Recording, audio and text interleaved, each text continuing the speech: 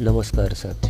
आप देख रहे हैं पुलिस डायरी। आईने के सामने की सतह जितनी साफ और चमकदार नजर आती है, उसके पीछे का हिस्सा उतना ही बदरंग, काला और खुरदरा होता है। Artificial intelligence startup Mindful IV lab की को फाउंडर और सीईओ सूचना सेठ की जिंदगी भी उसी आईने की तरह थी।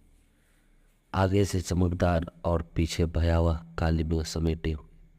सूचना सेठ के इस कदर तनाव, घृणा, जलन, सबक सिखाने और बदला लेने की भावना से भरी हुई थी कि अपने 4 साल के पुत्र, मासूम बेटे को अपने हाथों से कत्ल करते समय उसके हाथ नहीं कांपे। अपने बेटे के कत्ल की साजिश रचते हुए उसके भीतर की माँ ने उसे एक बार भी नहीं झकझोरा। दोस्तों, क्या एक उच्च दर्जे की पढ़ी लिखी औरत, महिला, जो समाज को नेतृत्व देने की क्षमता रखती है, बदले की भावना में इस तरह अंधी हो सकती है कि हत्या जैसे जघन्य कृत्य कर जाए, वह भी अपने ही बच्चे की हत्या। 39 साल की सूचना सिर्फ 6 जनवरी को गोवा के सोल बायनार्ड ग्रांडे होटल में अपने 4 साल के बेटे के साथ आई थी। 8 जनवरी को जब उसने होटल से चेकआउट किया तब उसका बेटा उसके साथ नहीं था। होटल स्टाफ ने बेटे के बारे में पूछा तो सुदना सेठ ने आगे कहा कि वह गोवा के फाडोडा में एक रिश्तेदार के घर पर है। उसने रिसेप्शनिस्ट से कहा कि वह उसके बेंगलुरु जाने के लिए कोई टैक्सी बुक करवा दे। रिसेप्शनिस्ट ने कहा कि टैक्सी एक्सपेंसिव पड़ेगी मैम, आप फ्लाइट्स लेकर चली जाइए, वह सस्ती होगी। मगर सूचना सेठ ने बाय रोड जाने पर ही जोर दिया तो उसके लिए कैब बुक करा दी जाती है। सूचना अपना सामान लेकर निकली। उधर हाउसकीपिंग स्टाफ जब उसका छोड़ा गया रूम साफ करने पहुंचा तो उसको वहां खून ही खून के धब्बे मिले। स्टाफ ने इसकी सूचना होटल के मालिक को दी और मालिक ने तुरंत पुलिस को इन्फॉर्म कर दिया। पुलिस ने तुरंत उस कैब ड्राइवर को फ़ोन लगाया और कोंकणी भाषा में बात करते हुए उससे कहा कि जिस मैडम को वह लेकर जा रहा है उसको बिना बताए वह कैब को कर्नाटक के चित्रदुर्ग पुलिस स्टेशन ले जाए। ड्राइवर ने ठीक वैसा ही किया।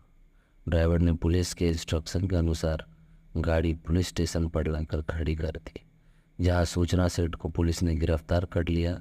सूचना सेठ के सामने की और सामान की जब तलाशी ले गई तो उसके बच्चे की लाश पुलिस को उसके बैग में मिलती है। सूचना सेठ ने अपने बच्चे की हत्या क्यों की, इस सवाल के जवाब में जो कहानी निकल कर आई वह एक ऐसी औरत को सामने लाती है जो एक तरफ तो बहुत पढ़ी लिखी, मेहनती, सेल्फ मेड, नेतृत्व क्षमता से भरपूर, उद्योग जगत की अति महत्वाकांक्षी और समाज में अपनी हैसियत रखने वाली निर्भीक महिला है। वहीं दूसरी तरफ वह सामाजिक और पारिवारिक चक्रव्यूह में फंसी, टूटन, तनाव, गुस्से, अपमान, नफरत, झगड़े, कानूनी बछड़े में गिरी औरत, जिसके अंदर अपने पति से बदला लेने का लावा इस कदर उछाल मार रहा था जिसके चलते उसने अपने बेटे को इन मौत की नींद सुला दी। हत्या की वजह जानने से पहले सूचना सेठ की इस शैक्षणिक योग्यताओं पर एक नज़र डालते हैं। दोस्तों, सूचना सेठ एक एथिक एक्सपर्ट, नैतिकता विशेषज्ञ और डाटा वैज्ञानिक है, यानी कि डाटा साइंटिस्ट, जिसके पास डेटा विज्ञान टीमों को सलाह देने और स्टार्टअप व उद्योग अनुसंधान प्रयोगशालाओं में मशीन लर्निंग समाधानों को स्केल करने का 12 वर्षों से अधिक का अनुभव भी है, यानी कि वह 12 साल की एक्सपीरियंस्ड भी है। वह एआई एथिक्स सूची में 100 प्रतिभाशाली महिलाओं में से एक। वह डेटा एंड सोसाइटी में मोजिला फेलो, हार्वर्ड यूनिवर्सिटी के बर्गमैन क्लेन सेंटर में फेलो और रमन रिसर्च इंस्टीट्यूट में रिसर्च फेलो भी रह चुकी है और उसके पास प्राकृतिक भाषा, नेचुरल लैंग्वेज प्रसंस्करण में पेटेंट भी है। ऐसी प्रतिभाशाली लड़की की शादी वर्ष 2010 में वेंकट रमन नाम के एक व्यक्ति से हुई, जो कि एक एआई यानी आर्टिफिशियल इंटेलिजेंस डेवलपर है। शादी के बाद दोनों में वैसे ही नोकझोंक चलती रही जैसे आमतौर पर भारतीय घरों में होती है।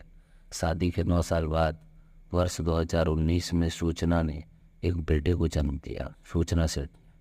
मगर बेटे के जन्म के बाद से पति पत्नी में झगड़े काफ़ी बढ़ गए, पहले से काफ़ी ही ज़्यादा बढ़ गए थे।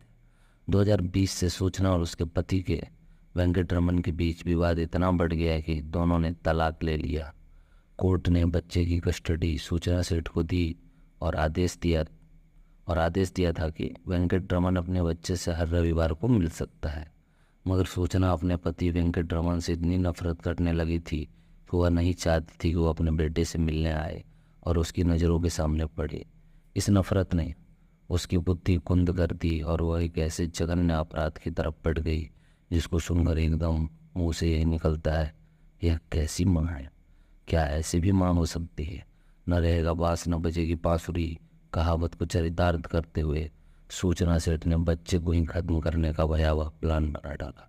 उसने अपने बेटे को गोवा घुमाने का प्रलोभन दिया। 4 वर्ष का मासूम बालक घूमने की बात सुनकर आह्लादित हो उठा। सूचना बेटे को साथ लेकर गोवा गई और वहाँ होटल के कमरे में उसका कत्ल करके लाश ठिकाने लगाने के उद्देश्य से बैग में भरकर टैक्सी से बेंगलुरु के लिए रवाना हो गई थी। यह तो होटल स्टाफ की तेज तरारी काम आई और सूचना को बीच राह में ही पुलिस ने लाश के साथ दबोच लिया।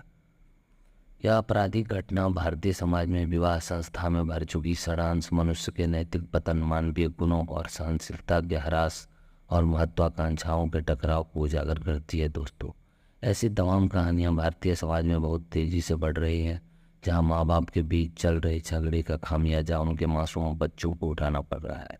माँ बाप की रोज रोज की लड़ाइयों का ही असर है कि उनके बच्चे उग्र स्वभाव के और आपराधिक गतिविधियों में लिप्त हो जाते हैं। घर के सदस्य के बीच तनाव बच्चों को शराब और ड्रग्स की तरफ भी धकेल रहा है, इसलिए इससे सावधान होने की आवश्यकता है। यह स्टोरी आपको कैसी लगी आप नीचे कमेंट बॉक्स में अवश्य बताएं। धन्यवाद।